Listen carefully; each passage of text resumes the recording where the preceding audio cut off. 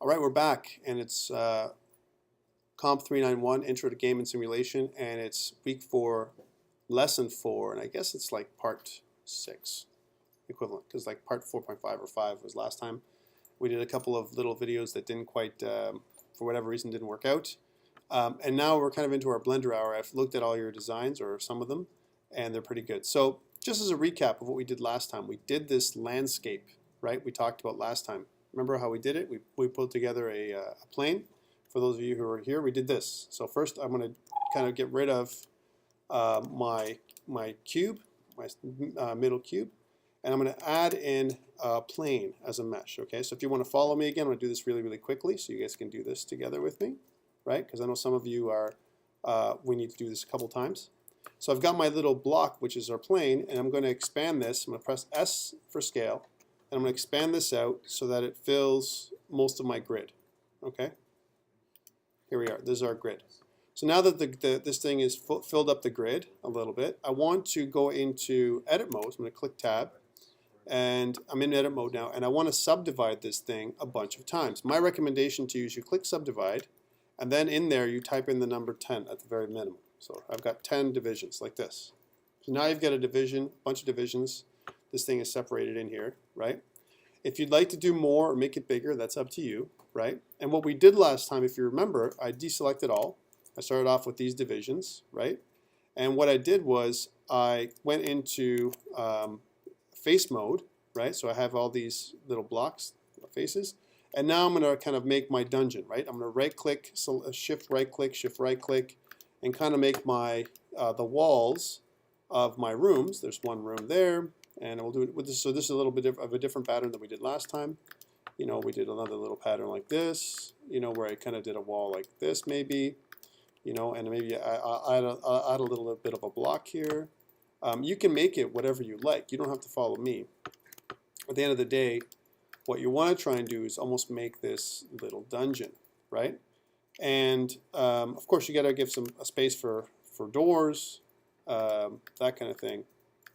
You know, so that way the player can navigate through your little insanity, right, that you've got going on, right?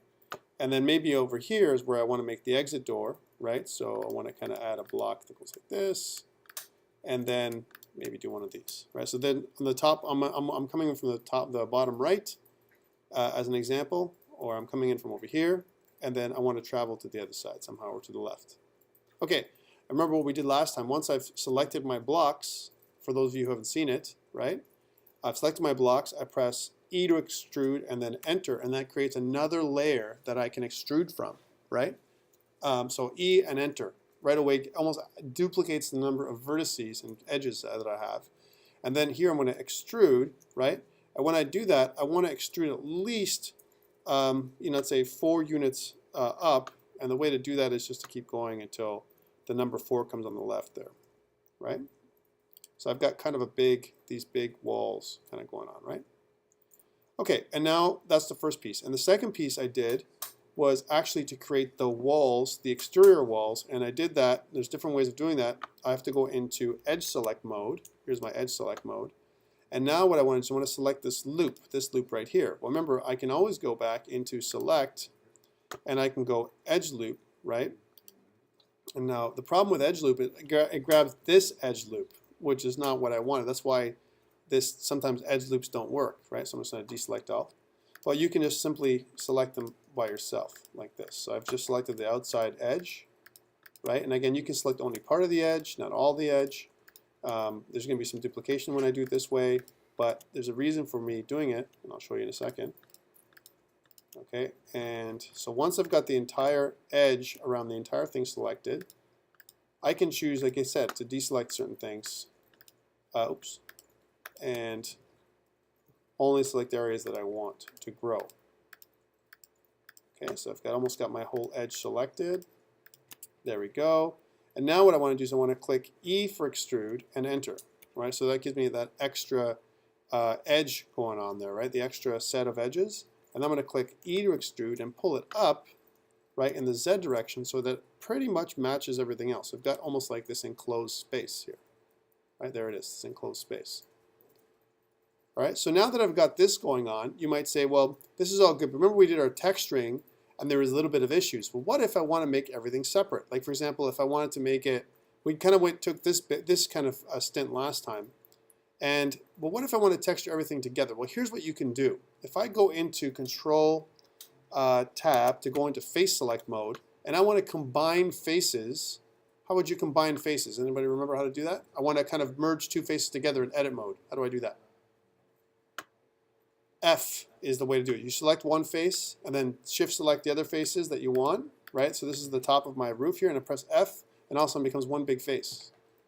This is an advantage in terms of texturing and material because I can only apply it to this one face now, and it looks like one big smooth face. Let me show you what I'm talking about. Let's do it for the rest. So I'm just going to kind of select all these, press F, select, this is my roof almost, the roof faces, where this guy, if maybe he's a roof climber, he's going to climb on. Well, if I do it like this for my faces, let's try this, right here where they are.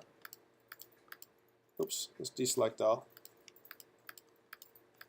Then what I can get to, right, is a different configuration for my meshes, right? Because when I do my texture, it'll come across these entire faces the way they are in this pattern, as opposed to individual faces the way we did last time. Okay, so there's a top face, right? So this is this. Now what if I want to separate this stuff out? Because remember we talked about it's one big image right now, right? So I want to separate this. So now I can select these few images. So this one, this one, this one, this one, this one, this one, this one, this one, and this one. So the entire roof is selected. And now the magic happens, right? I want to press P. And then it says, what do I want? I want to separate. That's what P stands for. This is a hotkey for separate. Selection. And if I do that, now, if I go back into tab mode, if you notice, and if I click on this top roof, it is one image that I can separate out. You see? See how that is? So I can separate images. Now this is a good technique when you do your other meshing, right? Because you want to separate stuff out, especially if you want to create an exploded model. You make your car and you want to do an explosion. You can separate the pieces and then add them back together later on, parent them together so they move together, but they're actually all separate. Example, if you make wheels and you want to make them separate, you can highlight them, press P for separate, and then they're gone. So if I want to put it back, I'm just going to kind of put it back there. So that's a separate issue. And now I'm going to click this big image again and go into tab mode and do the same thing for the floors. I want to kind of combine the floors and the walls a little differently, right? So I'm going to kind of just highlight these floors here. Now there's a challenge when you go into round corners like this. I'm just going to tell you, it may not allow you to do the entire floor the same. I'll show you what I'm talking about here. Like, so far I'm good, right? Because it's all one texture. Right, it's going to be okay. Watch this. Okay, so I highlighted all that. This is going to be my floor, right? And now when you separate them, you can actually name them different things. Floor, walls, you know, whatever. Just like it'll match up to the material that we made last time, right? So here's my floors and walls. I'm just highlighting this whole area here. So I'm highlighting these things that I'm going to group together almost, right? But not only group together, I'm going to make it all one, right? Let's see if this is possible. Can I even do this? And there's a danger here. I'll show you what the danger is in a second. They're all flat pieces, right, which is good. The challenge is when I go around corners like this, it messes up. And so let me show you what it does. Okay, so there, I've got my whole floor highlighted, right, because you would think that's easier. And if I press F now, it makes it all one. So luckily I did it right. Okay, if you choose the wrong one, it'll do some weird stuff. So there's my floor. It's all highlighted, it's all one. So if I highlight this thing, if I deselect, if I select the wall, and go to my floor, my whole floor is highlighted now. Okay, good. I want to press P now to separate. It's going to ask me to separate my selection, press select. And now when I go into tab mode, I actually have my floor pieces, this is my whole floor piece, that I can drag away from my shapes. Like watch, drop the floor away, right? There's my floor pattern, right? You see? So I can actually create whatever pattern I want, which is separate from my objects now. Okay, cool. So now all that's left is these walls around here and these walls in here, which is what I want. Is I want them to all be one, and I can do that now. I can do the This is one object, the floor is another object, and the walls, they're a third object. And if you notice on the right hand side now, I've got my three objects here. So if I go to where it says plane, I'm going to rename this thing as walls, right? If I click on this one, that's the kind of like the roof, right? And then this one would be the floors, right? Okay, so I've got floor, roof, and walls, and now I can apply different textures and different materials to each one of them, and it's a lot easier. All right, so let me show you what I'm talking about. So here's my floor, right? I'm going to go into, I'm going to do this. I'm doing this lightning fast, by the way. I'm going to go into material. I'm going to click new for default material. As you can see, my floor is highlighted now, right? Okay, I'm just going to get rid of that side there for a second so you can see. So this is my floor. My whole floor is one object, right? And then what I want to do is I want to definitely take away specularity because I don't want the floors to be specular, right? I want the floors to be matte, if you will, right? And I want each of this entire floor to have one texture. So I'm going to click on this texture right here, right? And now I want to say new, but I need a texture. So what did we do last time? I told you where to go. It's cgtextures.com. So if I type it in, cgtextures.com. This is just one place to get textures. You can certainly get textures from other places. I'm going to choose the floor again. So I want to choose kind of, let's say, some kind of different kinds of floors. And here, last time I picked this rounded, messy kind of floor and whatever. I think what I want to do now is make it almost like marble tiles. So just to give it a different kind of look. So, or this checkerboard idea, one of the two. I think maybe I'll go with this one, marble tiles. So here's different kinds of marble tiles that I can choose for my floors. And I really like this cracked kind of marble tile idea, right? This kind of thing where it has like these cracked tiles. So it looks like an old temple of some kind or whatever. So I click on this one. And if you notice, they have this medium size. I want to try and get the biggest size I can for the highest resolution. So I click on this one. And then I'm going to save this thing to my desktop, right? It's going to be called Floors Marble, right? Doesn't matter what you choose. There it is, it's saved. And once I've got that, I'm going to go in here and click New for material, sort of texture, I mean. And then I'm going to scroll down here on the right, and I'm going to go to Open under Image, right? And I'm going to choose that new texture that I just downloaded. So I'm going to go into Desktop, click on Floors Marble, and press Open Image. Now you can't see the image yet because I have to do a couple of things. One thing is I've got to go into edit mode, right, for me to apply the image. There's my image. I've got to have my whole floor highlighted. This is where it is. And if you notice on the right-hand side here, towards the bottom, there's this mapping element. And right now it says UV flat, which is good, right? I'm going to go into texture mode so you can actually see it, or material mode at least. There's material mode, right?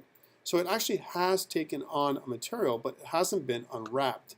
And the way I can unwrap it is the U button. If I press U now, right, and unwrap, it actually unwraps the floor. But the tiles are so huge that they look messed up. They look like one big tile, right?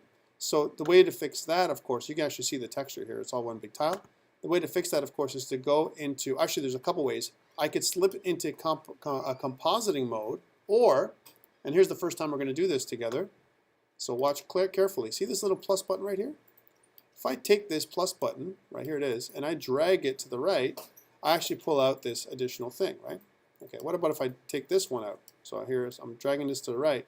I can actually pull a second scene out. Now this is in my, beware, because this is my default mode. So once I pull it out, my default mode's ruined, right?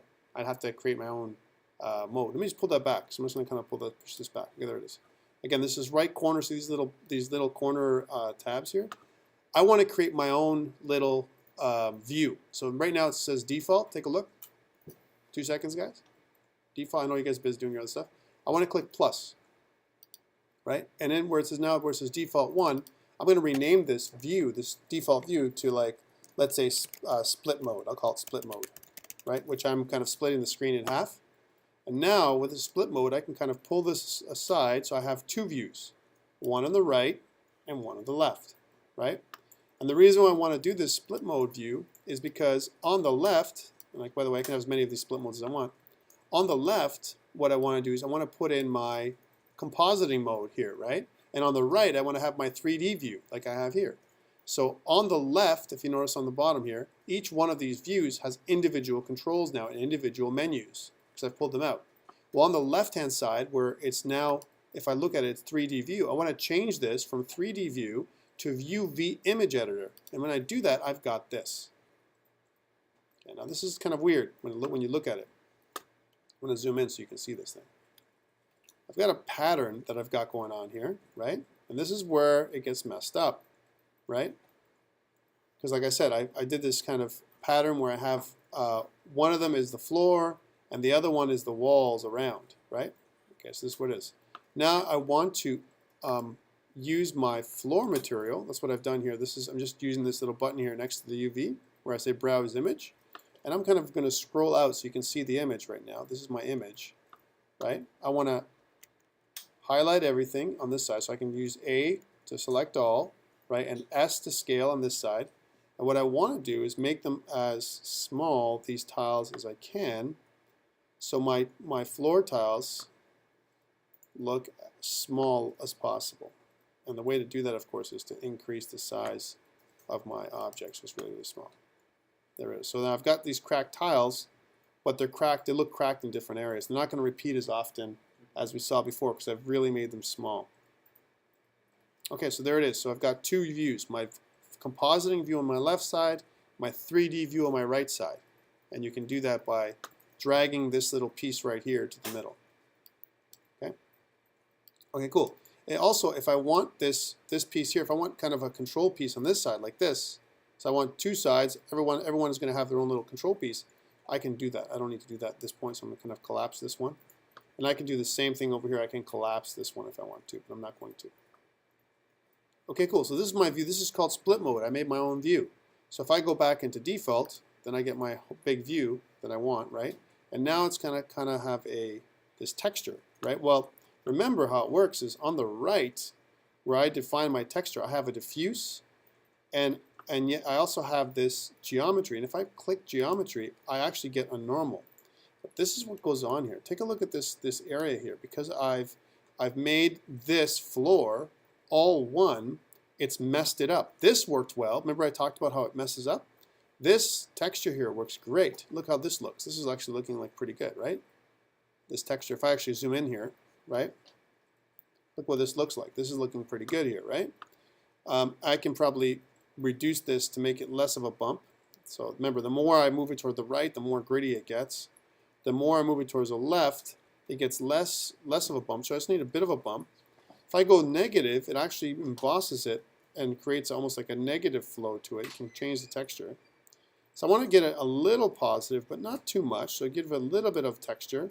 And then you can add a little bit of specularity. So it's got a bit of shine to it, but not much. So actually what you can do is you can add so that it has a bit of specularity, just a touch. So there's a bit of glow from any kind of lamplight or whatever you got. Well, this one on this side works great. But here, take a look at this one. Because it messed up over here, right? I want to show you that. And it has nothing to do with the mapping. It has to do with me. Like I said, here it is. Take a look at this thing. That don't look right. Something's wrong there, right? It's the way I've combined my floor, especially over here on this side. Take a look at this. This is wrong, right? So sometimes you can't make one solid object, and it's good to keep the split the way it was. All right, so I've got my floor going on there right now. Okay, cool. Now these are separate objects, right? So I can now, it's easy for me to make my walls. Let's suppose this wasn't messed up, this piece here, for a second. Which it is, but and this piece here wasn't messed up. These whole pieces here have to be fixed up. Right? I would have to do them again. So let's take a look at a couple of other ways you can do that to fix this problem, because this is an unwrapping issue, right? I can go back into my split mode. So I'm going to go back into split mode, and here I've got my UV map, right?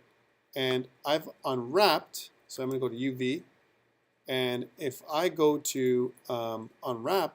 So let's go to unwrap again, which is U. I can choose project from view bounds, like this, which produces a different kind of look to it, right? And I can Now, you see how it's angled. The reason why it's angled is because this whole thing is angled, right? And if I want to straighten this out, right? Remember, it's like any other object. I can press A to select all.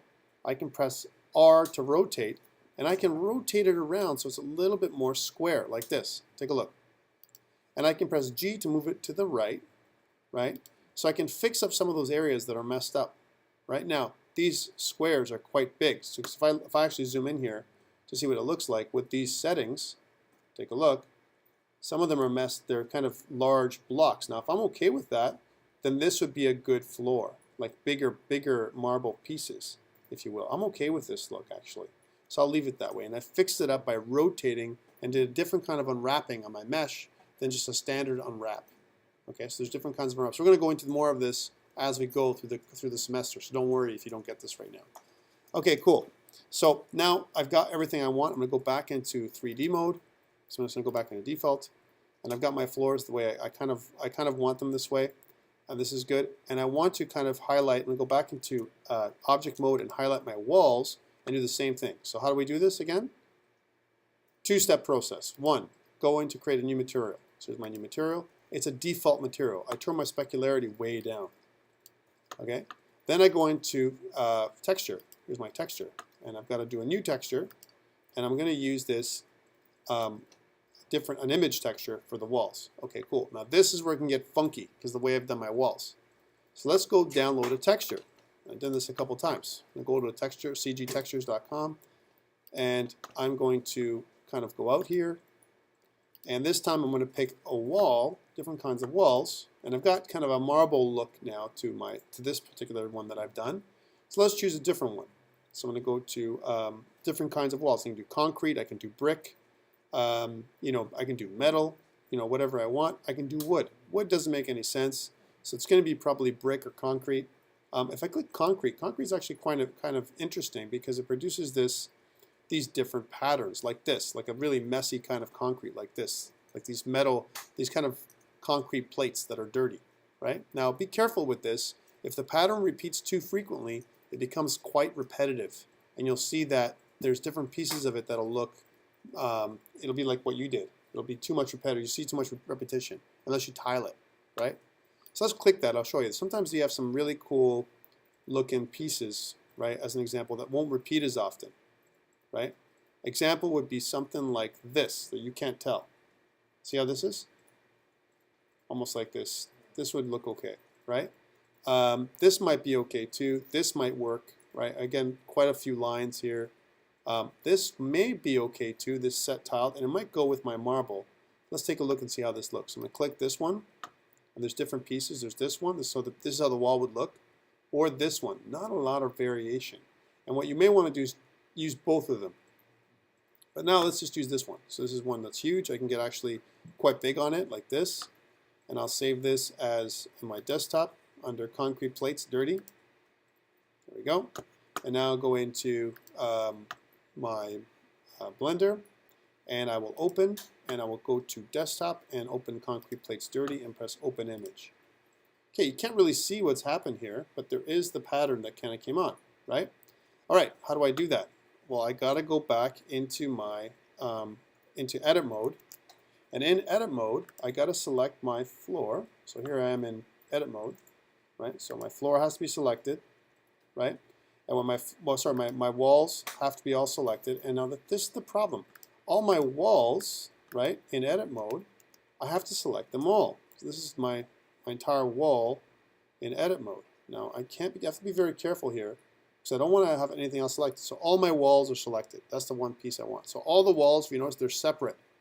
This is where some funky stuff can happen, guys, right? Because I haven't combined walls like I did my floor for a reason, right?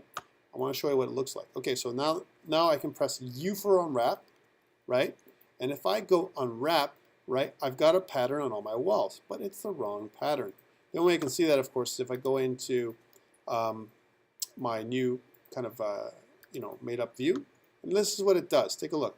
It kind of takes the walls and puts them into these circular patterns, right? But this isn't any good, right? So there's a couple of ways we can do this. I didn't make my walls all one because I can select certain parts of my wall combine them all and add that one. Assign that mesh to each part of my walls separately. It takes a little bit longer of time. Or I can go back over here and press U for unwrap, and instead of unwrap, which I picked, pick something else. Like for example, a different kind of projection, like for projection from view, right? Now that produces a different kind of projection, right? Or let's go back, press U again, and I can go projection from view bounce. But it tries to do this three-dimensional view almost. Okay, let me take a look here. I'll show you what I'm talking about. Here's my concrete plates, dirty, and this is what the result is. This didn't quite work out for me, right? Because you see that there's concrete plates that are dirty, but they're not quite going up and down. See, it's not matching the walls, so that doesn't make any sense. Let's try something else. Let's try another kind of unwrap. So I go to unwrap, and I can try and smart UV unwrap, right? I'll leave it as the defaults and press OK, and now it does this. Now that's a little better, right? Because it does some patterns that are up and down and some that are side to side. Now what I got to do is, because these plates are quite small, I want to increase their size by pressing S for scale and scaling outwards until the size of my bricks are the size of these wall pieces, which you'll see in a second. So big cracks in the walls, you see? Maybe that big, maybe a little bit bigger, I'm not sure yet. Okay, cool, so I've got my wall pieces, so they've got different wall pieces in there. But again, let me go back into my default mode so you can see what it looks like, right?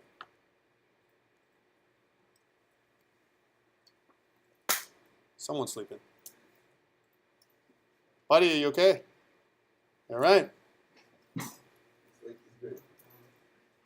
That's okay. Let him do what he has to do. Let's go over here. So if you look at the walls, right? The walls have this pattern now. They're all a little different, right? Like almost like this concrete, like dirty looking wall or whatever. That's fine. I'm okay with that pattern, but I want to add a bit of a bump. So the way I do is click geometry. That's a little bit too much for me. And I'm going to kind of go to the left more and more until I get just a little bit of patterning, but not much. Like maybe just beyond 0. And the reason for that is I want a little bit of bump, but not much. And I can actually type in there. So instead of 0.6, I think even 0.6 might be too much. Let's go 0.2, right? Just to give a little bit of bump. All right. And then I can add specularity, because these walls, because they're kind of marbly, would have some specularity. See, like a bit of shine now. That's a different look to it. Not so much, though. Maybe I'll kind of tone that down a little bit, too. A little bit of specularity, but not much. It gives you that almost, because then it looks too plastic, right? Almost looks like plastic walls as opposed to, you know, brick walls. So kind of turn that right down even more. So a bit of shine, but not too much shine. Now, if I walk through there, if I want to walk through my design, just to see how it looks, if I'm happy with it, right? And again, I'm walking through. I can see that there's a bit of texture on the walls. It does look like more of an industrial, maybe jail type area. And all the walls, both front and back, are textured. Okay, so I've got the walls. Now I got this top part, right, which is like, this looks to me like it's the roof. I want to texture that a little differently also. So I'm going to kind of deselect all. So this is what my dungeon looks like so far. Take a look. Right? I want to kind of go to object mode and now select my roof. This is my roof component. And do the same thing, third time.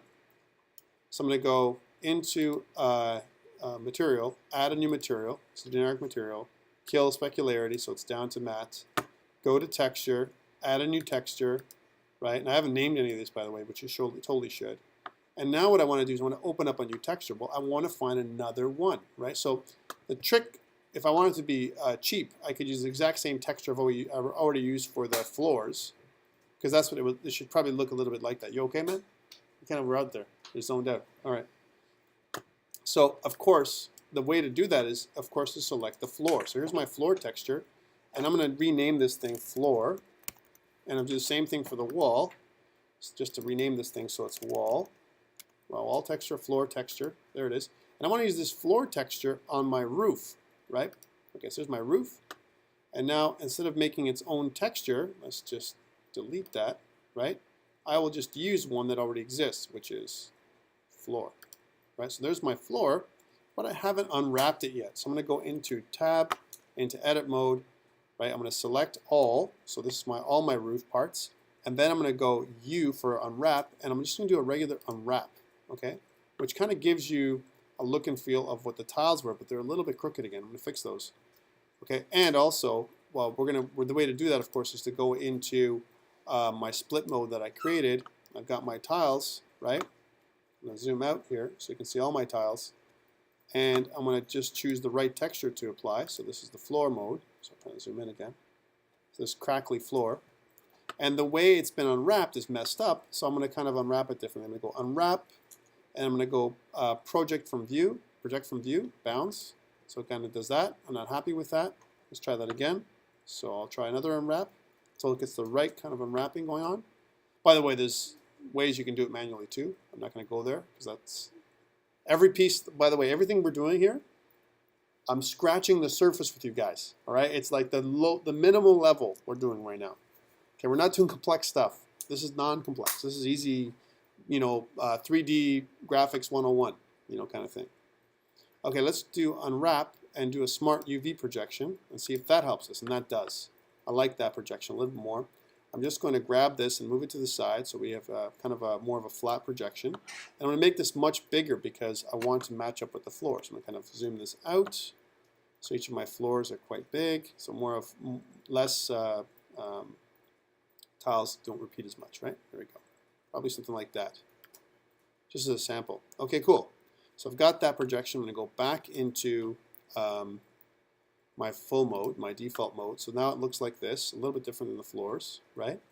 And I'm using the same mesh, by the way, the same texture, all right?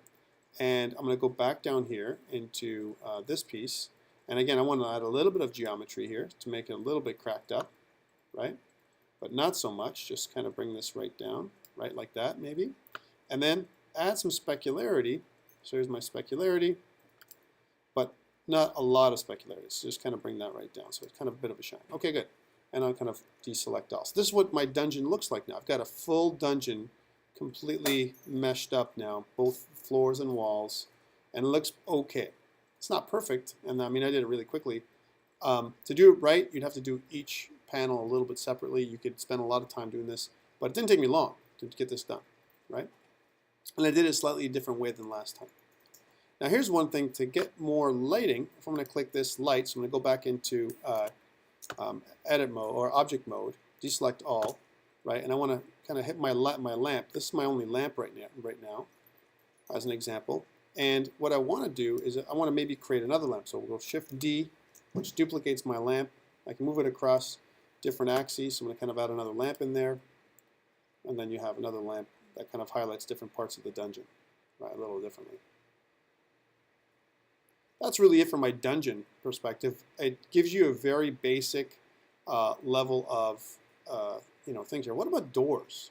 This is one thing that I want to try and add in. I want to add a door, right? How the hell would I add a door in here? Well, remember, it's all tricks. It's all tricks, right? So two things. I know that I'm going to have to highlight this piece here because these are all my walls, and this is where my doors are going to be. If I look at my geometry here for a second, I think probably the best place for this guy to come in would probably be somewhere on this right area. This would be the door to come into. And I probably want to make him kind of go out of the door at the other end, like over here, right? So this is cool. I'm going to go into edit mode, and I'm going to select these two panels right here, and I'm going to join them with F to make it one. Now, if you notice, it does something different to the texture as well. So I'm going to kind of go in there. Here we are. All right. So this is like one panel that I've chosen. This is where the door is going to go. All right, cool. So now, for me to apply the door, I'm going to apply a separate texture over here. And I'm going to do that by going to here, into my my material, right? And right now, I'm going to choose a second material for this one, right? So I'm going to choose a second material.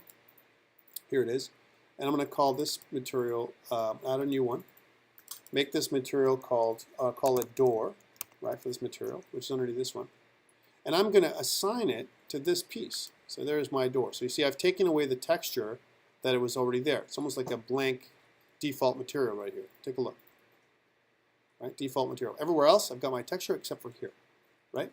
Okay, now I got to download a door, right? How do I do that? Well, there's tons of door textures out there too. So let's go back. So I'm going to go back out to CG textures, And I'm going to go back out, and let's try and find something that's suitable. So there's doors right here. Let's take a look. What do you think about this one? Would that kind of match up? Something like medieval type doors, right? Or maybe even metal type doors, right? There's different kind of doors. Let's go with this medieval door. All right, cool. So now this is tricky. Doors are a different kind of texture to do, right? I'm trying to find the right one that would look right. I've got kind of stone walls. Maybe this one would be okay. Right? So I'm going to kind of choose that one. And I'm going to make it so it's large. And I'm going to save this as Doors Medieval. It's going to be on my desktop, right? Again, here's my desktop. And save it. And now what I want to do is I'm going to go back into Blender. I'm going to go back into Texture, right? And I'm going to do the same thing, except for just this material. Because remember, each material, the material carries the texture on its back. You can't do a texture without a material. So you do the material first, and then you add a texture on top of it, right? So here's my texture. I'm going to add a new texture, right? I'm going to open up the texture as a file. I'm going to go to Desktop, and I'm going to choose this door, right? Here's my door. Open the image up. Here it is. Now this is messed. Take a look, right? The door is there, but it's repeating and it's big, and I got to match it up to this little shape here. All right. So how do I do that? Well, I got to go back into split mode, where I made my little thing here, and I got to look at this area here that I'm taking a look at, which is the door. There's my door. I zoom out, right? I'm going to I'm in edit mode, right? So I've got to be in edit mode, not object mode, right? So here it is. Just this door. And this I've got to unwrap, and I'm going to do an unwrap, just a regular unwrap. And if you notice, it's not bad, right? Because it takes up most of my door, and it's almost the right shape. See? So actually my door is I can skew it if I want, right? How would I do that? Well, if I deselect all, if you notice this edge, there's two edges here, right? This thing here acts these edges, this area here in UV editing mode, it actually acts like a mesh. So I can go into Control Tab and hit Edge. Take a look at this now. And I can kind of highlight these two edges, right? And I can actually pull them up, right, by pressing the G key. Pull them up so that I actually stretch the material so it forms exactly on the size of my door. So now I've modified my mesh object. Okay, cool, cool. Now there's some issues, okay, deep issues. One is it's going to look like a weird door because it doesn't have depth to it, right? It's just the texture that I've laced on this thing. I haven't made it so it wraps around anything, right? So that's one thing. But it's okay because at least for the basics, what you need, let's go back into default mode. It looks like a door, guys, right? And girls. Right? That's painting of a door, but at least something, right? Okay, cool. So let's fix it up. So now I know that there's a couple things I can do. One, I got to be careful with this geometry thing now. So if I go to geometry, it might look like this, right? Which kind of looks like almost like this door. And I got to be very careful to bring that right to the right level where it kind of looks like it's part of the brick, right? Again, it doesn't look realistic, right? Same thing with my specularity. I got to bring that specularity. If I'm going to use any specularity, I'm going to bring it right down to bare minimum. So it kind of shines, it glows, but a little bit. Now, if I was to zoom in here, so I'm going to go back into object mode and deselect all, and then kind of fall into the trench that I've created. So up close, it doesn't look like great, but far away, not bad, right? What do you think? So it kind of creates that door effect. And again, I did this with just pure texture, right? So now, how would you walk through that door? Are you ever going to open that door in real life? Chances are not. You're probably, when you touch the door, you're going to collide with the door, and it's going to take you to the next level, right? That's the trick. The trick is you connecting with the door and going through it, or doing something, interacting with it somehow. It's not actually opening this door up. You could make a door that kind of animates and all that stuff like we do in 3D games, but it's not really necessary. But for this point, at least you've got a bit of a floor texture, some walls, and you've got this door area here that you're coming from. Right? You can do the same. This is only one door. If I want to do the same thing with the other door, and again, I'm just going to zoom out here, right? You guys get this? No? I'm going to kind of zoom out here to like a different view. So let's go back to front mode. If I go to top view, I can scroll out as well, right? I can scroll out. Oops. I can scroll out of this thing, which is not good. So you can scroll in any area, right? So there's my top view. If you notice, I'm in orthographic mode. I can actually go, I'm in perspective mode. Now I put my door on the top left there. I can put another door where I came from, which is kind of in here, and I know it's a double door, right? Because that's the door that I've chosen. So, you know, it's kind of hard to pick these pieces, right? Because it's going to have to go somewhere where there's a space for a double door. So I could put it here because there's a space for kind of two segments there, if you will, right? Let us go back into edit mode for a second, right? And I will deselect all, and now carefully, right, in edit mode, there's edit mode, I can select, if I can select two pieces to the door, then I can use that as a viable door, right? That might be a good place for a door too. Like the guy enters there and he comes around like this, right? This is another place. So I can use the same door if I want to use the same door, right? So the door there, maybe there's a door over here, right? And I can paint these walls separately. Okay. You guys got enough of this yet? So again, level design. This is definitely one way to do it. Now, some of you may have asked, well, how about if I don't want to do these squarish designs? Is there another way to do it? Sure there is, right? You just have to round these off, treat these all like images, right? Like other images types, and you can do this. But the idea is quite neat what you can come up with in a very short time. Okay, let's start something new. I'm not going to save this one. I'm going to go new, right? And we're going to do one more new thing. I'm back into my regular thing here. So you guys are doing characters, right? Doing characters are hard to do by in this method that we've been using. I'm going to press X to delete and kind of zoom in here. I'm going to Shift A, and this time instead of adding a mesh, because meshes allow you to do spheres, cylinders, all this kind of stuff, there are other kinds of things you can add. For example, I can add a curve, right? So I want to do things like, let's say I want to do petals of a flower. Petals of a flower. Okay, I want to do flower petals, right? How would I do such a thing? Well, I can do a path, I can do a circle, or I can break it. I can get a mesh like a cube and break it up into its component parts. Take all the stuff I want away, except for one face of it, and then move from there. This is different ways I can do petals of a flower.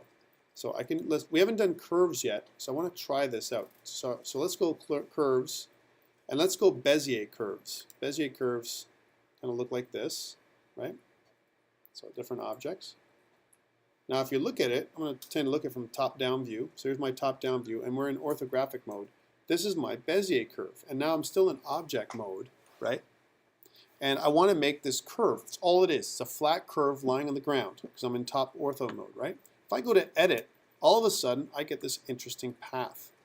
And if you notice, I can select different handles to change the curvature that I want, to create a very interesting and more intricate pathway for my curve. Just like if you know anything about Bezier curves, and if you use other programs like Illustrator as an example, these Bezier curves allow you to make a curve to wrap around a certain surface. Now this is a great way if you're tracing something and you want a curve to look in a certain way. If I go back into object mode, this is what my object looks like now, right? Well, this is great. But it doesn't really do anything for me, because if I go into, back into a perspective mode, right? Here's my user perspective mode, right? If you notice, it's just flat on the ground, right? It's just a curve, right? So what does this do for me? Well, nothing right now. But what if I want to convert this thing into a mesh? I can do that. I can go Object, Convert to, Mesh from Curve, and now when I go into tab mode, if I tap in there, it actually provides you with the same number of points, right? So this is a mode. And if I take B select mode, which is border select mode, and select this thing, it actually gives me the same points that I would normally have in a curve. So I want to make it, let's say, a rounded wall. Well, this is a great way of doing it. It's on the ground already, right? So I'm going to go E to extrude, enter, right? I'm extruding this Bezier curve that I've created, and I'm going to go E to extrude in the Z direction and pull it up. And now I have this very rounded wall as opposed to the squarish wall that I had before, right? There it is. And I've done that by starting off with a 2D object and moving into 3D, right? Because I've converted it to curves. Now, this is good. This is very good. But for me to be really effective making this wall, as an example, there's what the wall would look like in top mode. If I want to make it so that it curves or add additional pieces to it, as an example, What I really want to do is probably do something like mirror it if I want to do something with it, like add additional pieces to it or whatever. But let's say I just want to add one vertice at a time. I could do that as well. I could add additional shapes and vertexes, right?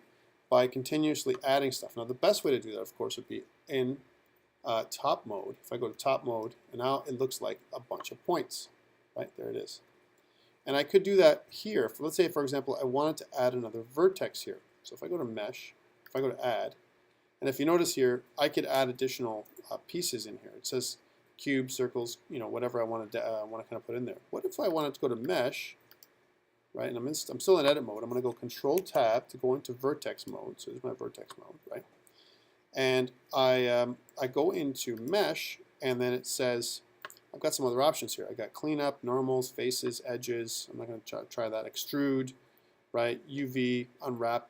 As an example, all I have to do is extrude an object, right? So I'm going to kind of deselect all, right? I'm going to grab that first point there as an example, and I can do a couple things. I could extrude this point in 2D space wherever I like. So here's I am. I'm looking at it from user ortho mode.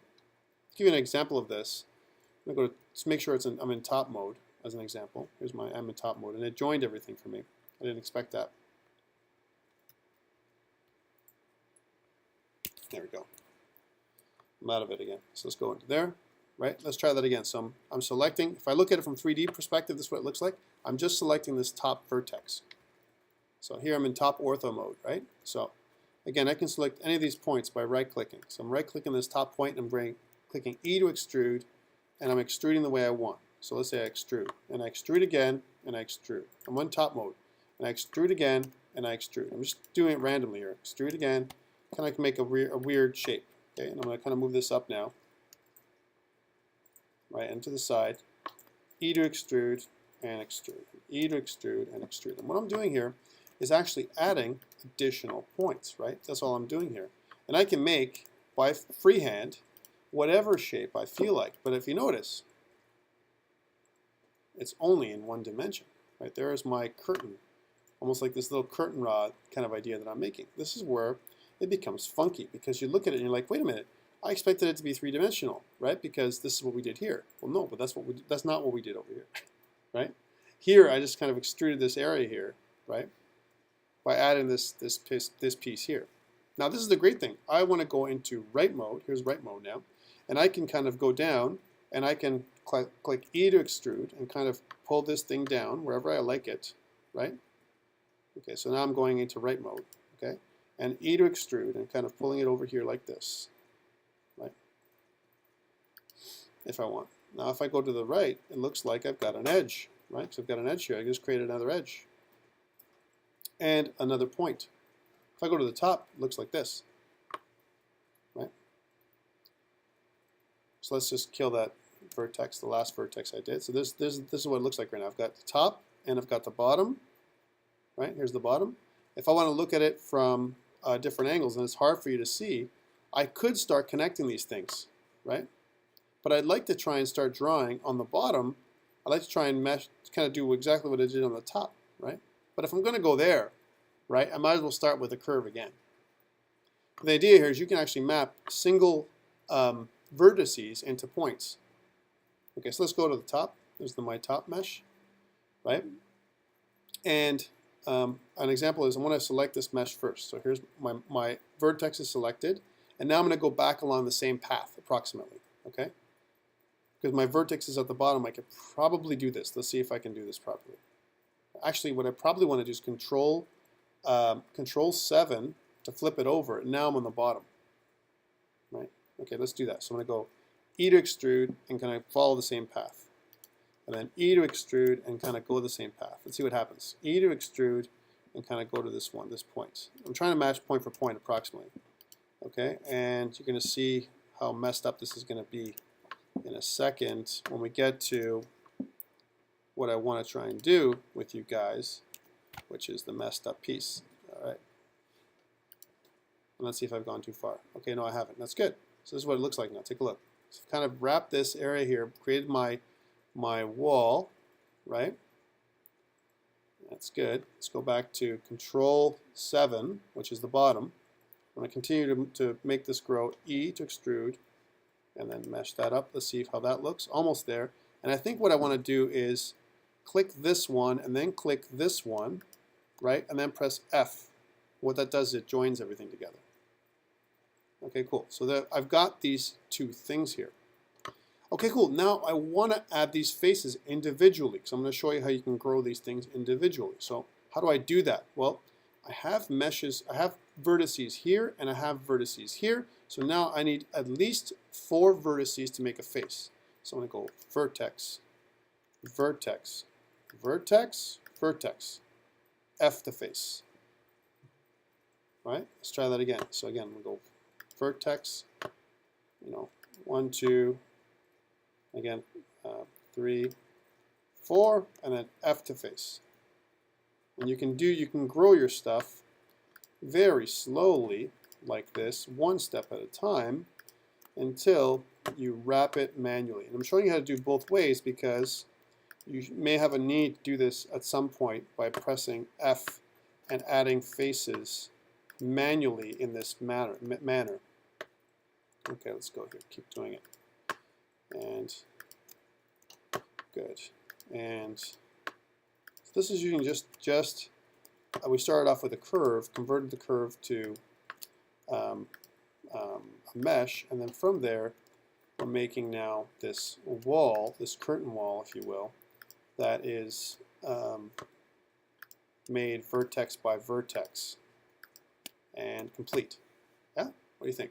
I did it all by hand, right? And I did it by using I extruded each point to make that wall. Now this wall is pretty darn thin, right? So what if I wanted to give it a little bit of thickness? Well, this is great. I can select all, right? So there's my entire wall, and I can go into modifier mode right here, and I can add a modifier where I can add a solidify modifier. If I add solidify, I can actually make it thicker. And if you notice, if I put this to the side a little bit, you see what it looks like. This is thickness. I can make it as thick as I want. I can add thickness to each part, each piece. Now look at how it's weird. Take a look. Because I grew this one from the curve, right? And this one I made by itself, right? This is where the differences of thickness come into play. And here's another thing. If you notice how this part here that I made is highlighted on the outside, and this part here is highlighted on the inside. How come? Does anyone know why that is? Anybody? Well, there's this idea. Here's a new concept for you guys. This is what I wanted to get to today. There's an idea of normals, okay? Normals. And wherever the normal is right now, right, as an example, it only points in one direction, okay? So back in the day, 3D artists wanted to save on CPU calculations. And the way they did that was they used back face culling to take away the back of the wall, because you're never going to see the back of the wall, right? Well, that back face is the opposite normal. The normal is the face that looks at you, right? And the back face is the opposite. It's the reverse normal. So what I can do, right, is I can highlight certain areas and reverse the normals in that area. So let me show you. So if I wanted all the outside pieces, let me just take away this modifier for a second. There's my modifier. It looks like it's one piece, but actually it's divided because I made this piece separate from this piece. So I want to take this piece and flip the normals, right? And the way to do that, of course, is to go like this. Deselect all, right? And what I want to do is I want to Control Tab to go into face select mode and select my pieces, this piece here. You can see that the normals are flipped already. You can see the difference in color. Right, up to there, I think. I think I did the rest myself, yes. I want to flip these normals, right? So how do I do that? Well, if I go to the number key, as an example, if I go to shading, first of all, my shading should always be GLSL for what we're going to be doing, right? I want to show you what I'm talking about flipping the normals, because I want to turn off, I want to turn on, I want to click on back face culling. Now culling means to turn it off so you can't see it. Watch, take a look. Here's where it looks like. Now I'm going to turn back face culling on. And now what happens is this all becomes invisible to you. Why? Because this is the front face and this is the back face. The back face actually becomes invisible. Now I want to flip the normals, and to do that you're going to go to this button here, right, as an example. If I click double-sided, then I don't have my normals, as an example, are they won't be flipped. There'll be two sides to it, which I don't want. I don't want my mesh to be double-sided. It takes too much energy, right? If I go to mesh, right, and if I go to, I think these are normals. Got to go in here and make sure which one it is now. There's a way of reversing the normals permanently, and I want to make sure I tell you the right thing because there's so many options here. I think there it is. So the actual command is flip normals, right? So under normals, flip normals, and then what it does is it makes it so that you can see that the normals are on the same side. I'm going to turn back face culling off again so that you don't notice that, but this is what it looks like. See, now it's all one, right? So now this is good. Now I'm going to highlight all again, right, and go back into modifier, and now go back into add solidify, and now they're all going to solidify in the same side, because otherwise you're going to have you would have had that weird separation. See? So now I can add, like, it's a solid wall type thing. Now, right now it's a modifier. Until I apply the modifier, right? Until I apply this modifier, it's just that. I can't touch these things. I can't modify the modifier. I can't do anything with it. So if I make this wall thicker, right, and I want to make this so it's part of my mesh because I want to create a wall like this, like a curtain wall, then I've got to click apply. And I can only do that in object mode. Now that I click apply, if I go back into edit mode, guess what? Now I got walls on both sides, right? Now it's a shape on both sides. It's got thickness. It's got actually objects here on the top as well as the bottom. See? So it's not just the top that I've got thicknesses to all the pieces, right? I want to give you these new techniques so that way it can help you design stuff. That's why I'm giving you these things, right? So you don't have to do things how we've been doing them so far, quite manually. Okay, cool. So that was, I added a curve to do that. Okay, let's go to new. Let's try another one. Here's my box again, right? I'm going to get rid of it. And this time I'm going to go Shift A, and instead of a curve, because you can do, by the way, circles are the same. You can add circles. Different kinds of curves there. If I go to surface, let's go to surface now. This is a new one. And I want to go to NURBS Sphere. Let's go to NURBS Sphere for a second. Let's try this one. This is neat. This is my NURBS Sphere. It looks like a sphere, right, as normal. However, this is one of the best ways, in my opinion, to create a head, right? Because when you do a circle, a UV sphere, you have a lot of little points, right? So when I go to edit mode, I've got this kind of design here. I can deselect all, and I can select only certain pieces of it. So example is, I can grab this piece, right? And now what I can do is I can deform this matrix to create the shape of my head, right? Before, oops, went too far in there.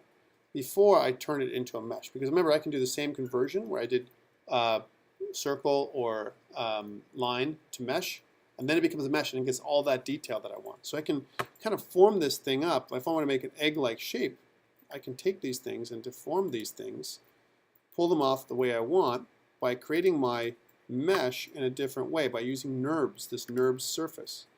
Here's my head as an example. I want to make this, you know, appear like a head. I want to kind of take these pieces in here, and I can use my G key, which actually works a little better sometimes than actually selecting everything. Right, so here's my, grab it and press G, kind of pull it in, right, and make my surface look whatever I want. Now I'm just doing random faces, but you can be much more precise by going into different perspectives, again, which is the right way to do it, right? Let me show you what I'm talking about here, right? Okay, so now let's say I've deformed my piece the way I like it, right, and I've done it fairly quickly. Now I want to go back and select all, right? And now, as you can see, if I go to tab, I've got my, this is what it looks like from a object mode perspective, right? Okay, cool. Well, I want to convert this so I can modify it. So how do I do that? I go to Object, oops, Convert to Mesh from Curb or Meta or Surface or something else. Bam. And now when I go into Edit mode, it's a regular object, but it's already been deformed. And sometimes that saves us a lot of time, because the reason why we do it this way is because if we're going to deform an object by making it a circle, it's much more difficult. This way, you can do things to size an object and squeeze an object from one side or the other, and then match it up to the head design you want, and then convert it to a mesh. So you've done all that work. It saves you a bunch of work to do it that way. Okay, because you can see how it's already been deformed, right, into kind of a different shape. And again, what I would probably do to make it even, because this is uneven, I got some pieces, I picked the side I like for example, I think this side is a nicer shape than this side, right? What would I do? Well, I go into this shape here, and I say, well, a little bit too round here, but I like this shape that I've got going on, so what do?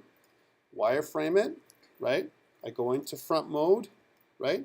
So there's front ortho mode. This is what I'm doing right now, and I kind of zoom in here, right? And then what I do is, what I'm going to do is I'm going to take this piece, kind of take it off by using B-select mode. So I'm going to take this center piece, right, as much as possible. See if I can select it. No, it's not right. Try it again. Just the center, just left of center. Right, there we go. And now I can just click Z for delete, oops, X for delete, I mean, and just delete vertices. And I can get rid of half this thing, at least. And I can start cleaning things up. I can put some of that back, right? So if I didn't do it right, I can undo.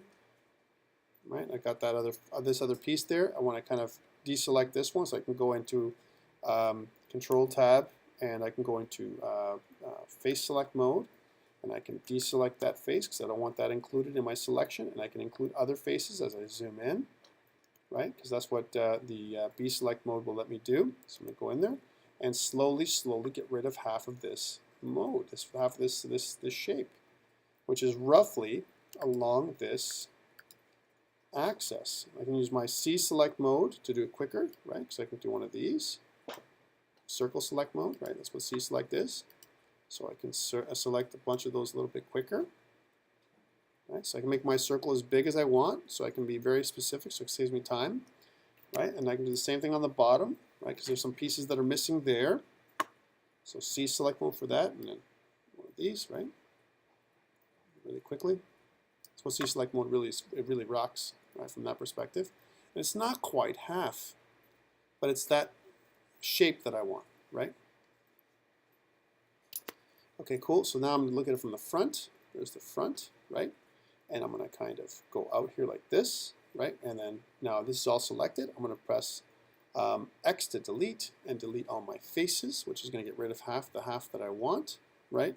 Select all now and go back into that mirror mode that we did before.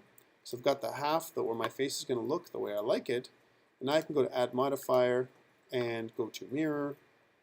And I've got that other shape, which is exactly perfect now compared to what I want, right? So there's my front of this is probably where my front is, because it's more of a hatchet-like look here.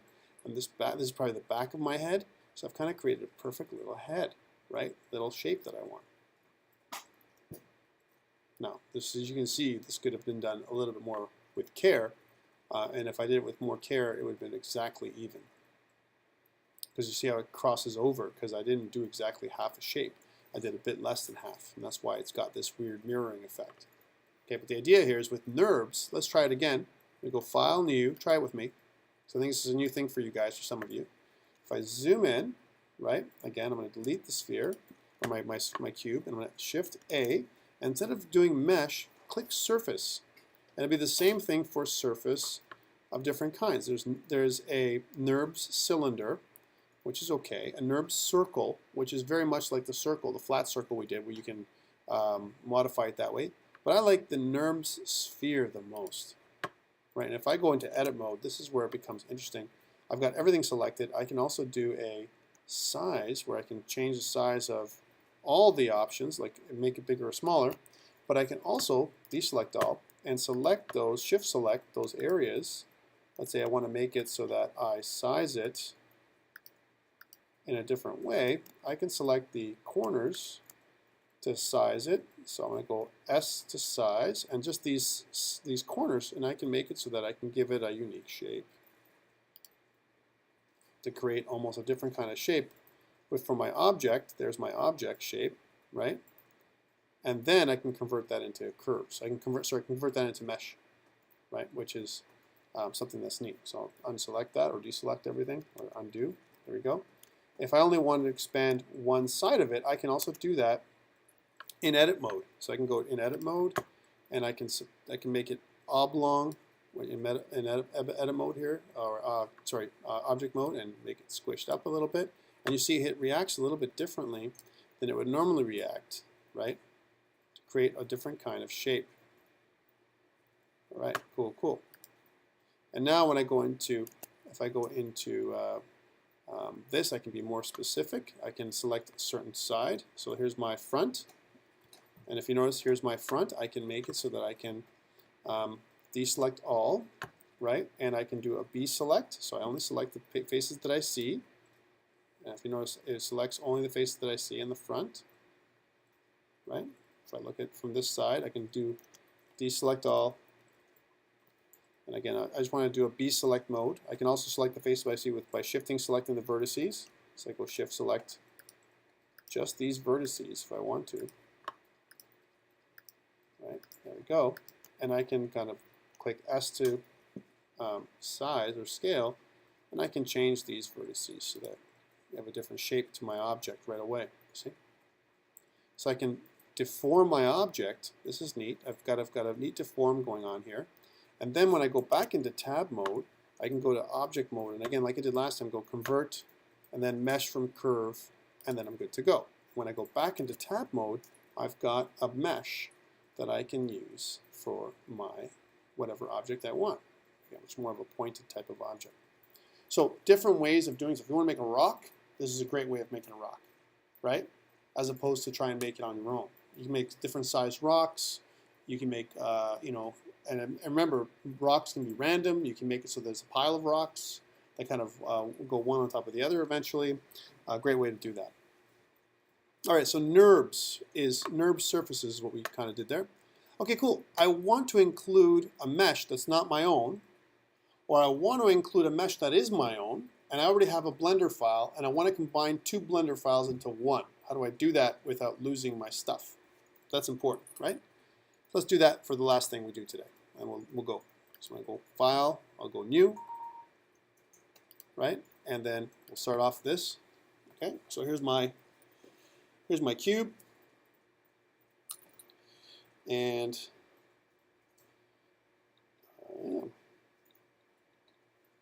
just a moment, please, guys. These people. What happens is when I'm working, they got a call or text or something. It's just my curse. Anyway. Okay, cool. So I got my cube, and I want to add in another object. Now remember how we did the other object. There's two ways to do that. I kind of move my cube around here like this, and I'm going to add another object into the center. So I'm going to go A. This is the easy way to do it, right? I want to add in my cone. Here's my cone. So I got a couple objects there, and I've got this.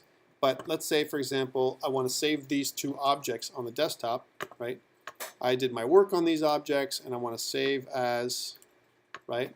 And I go to desktop, and I'm going to save my blend file. If you notice, my blend extension is my file, right? Okay, and I'm going to save this extension. I'm going to call this, cube and sphere, or cube and cone. Cube and cone. There we go. Cube and cone, and save Blender file. So there's my cube and cone, right? Now, what did I do?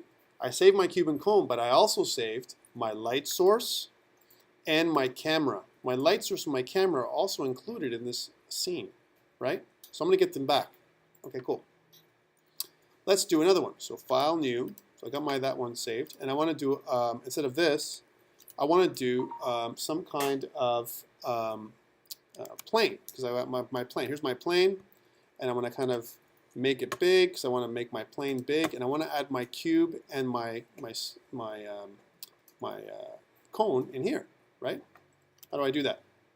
How do I add another Blender file on top of this one? Well, the way to do it is to go to File, Append.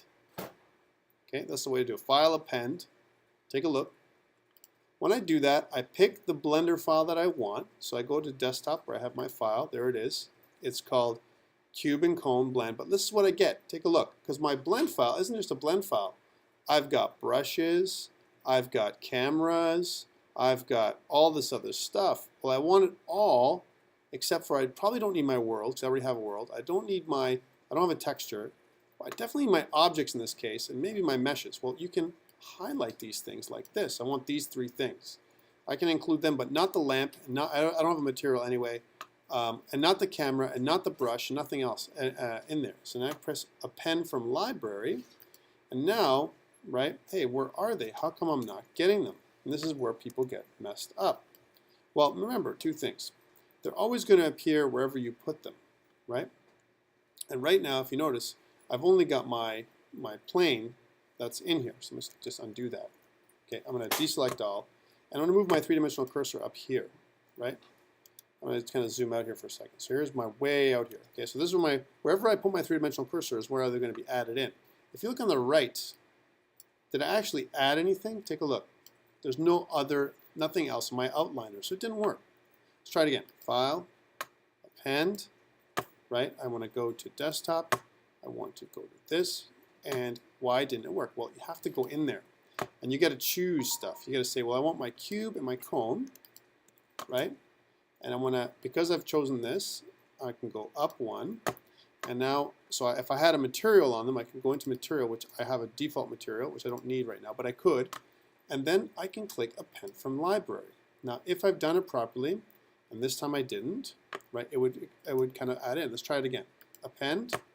Go into my object, grab my cone and my cube, and press append from library. Ah, now they're here. Now look at on the side here. You've got your plane, your cube, and your cone right here. And if I zoom in, where did they appear? They appeared where my other pieces were. There they are. They're all together. Now they're different pieces, but they've been added into my scene. And this is what you want to do with your stuff. You want to go into the blend file. The blend file is not a flat file. It is a series of folders, and you got to choose those things. But what if you have a mesh? And what if you have a texture on that mesh? You want that texture to come with it. Okay, let's try this out a different way. So I'm going to kind of start off a new file for a second, right? And let's get that thing here. Delete this and add in another plane really quickly and expand it so that it's the right size. Good, here it is. But now I want to add in my cube and I want to add this to my cube and my cone, right? And I want to add some kind of pattern, a texture here. Well, this is the way to do it quickly and efficiently, right? First, I do my regular things, right, where I add my material, and then I have my texture, and I already have a texture because I already downloaded it. So I'm going to grab my texture from my desktop. We're going to call it this floor marble, right? Here's my floor marble. I'm going to go into edit mode. And I'm going to click select all, make sure everything's selected, and click unwrap. So I've got my material there. The only way I can see is if I go into material mode. There's my material that I've wrapped.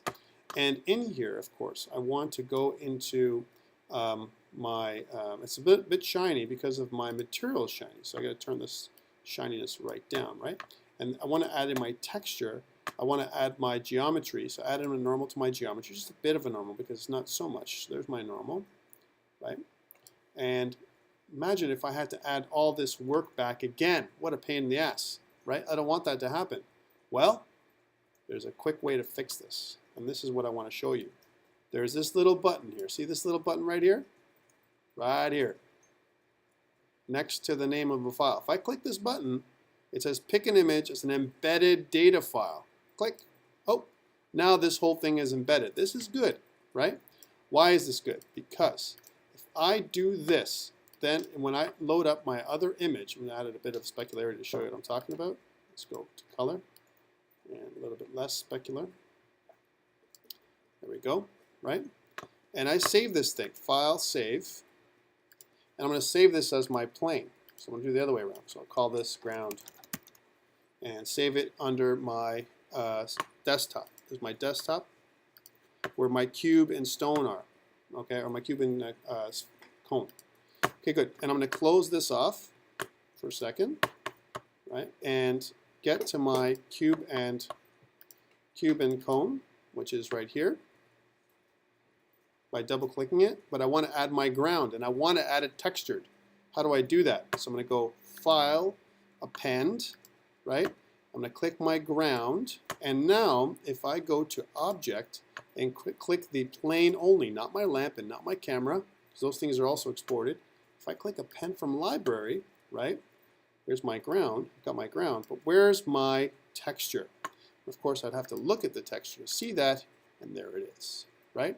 Because it kind of brings both of things in at the same time, so you don't have to do all that work again, which is a pain in the ass, right? So when you texture stuff, make sure you click this little button right here, right?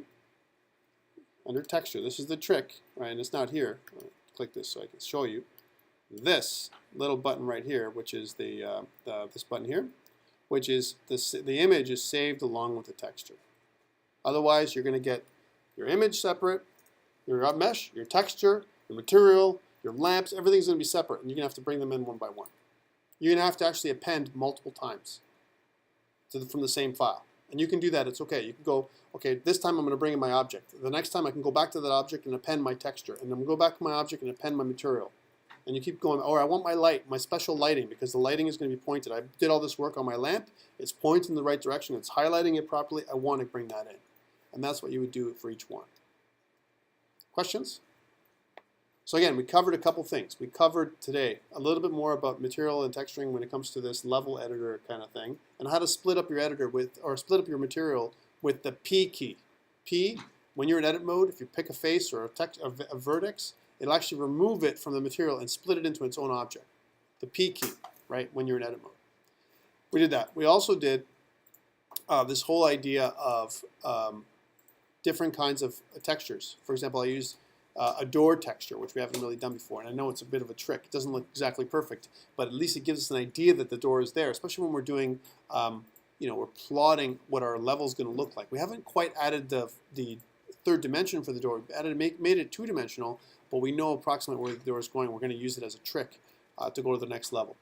Then we talked about NURBS surfaces. NURBS surfaces allow us to modify our surface in a more organic way, which is a little easier than actually using a sphere and then modifying that. It makes it easier for us to use a NURBS surface for that particular reason. And then finally we did this how to append one document into another, because the Blender document is not a flat file. It is a series of folders that are inside the blend document that we have to add the object, the material, and the texture separately, or we can embed the texture by clicking this button, which is right here underneath this in the image area of the texture. Next week, just to remind you guys, Wednesday when we get together, we're going to do some more theory. I might do a bit of a review, kind of talking about what we talked about. So less theory maybe Wednesday, instead of like doing the theory part. We'll do a little bit more on Blender just to remind you guys on shortcut keys, and I'll ask you guys some questions to prepare you for the little test that I'm going to do on Friday, all right?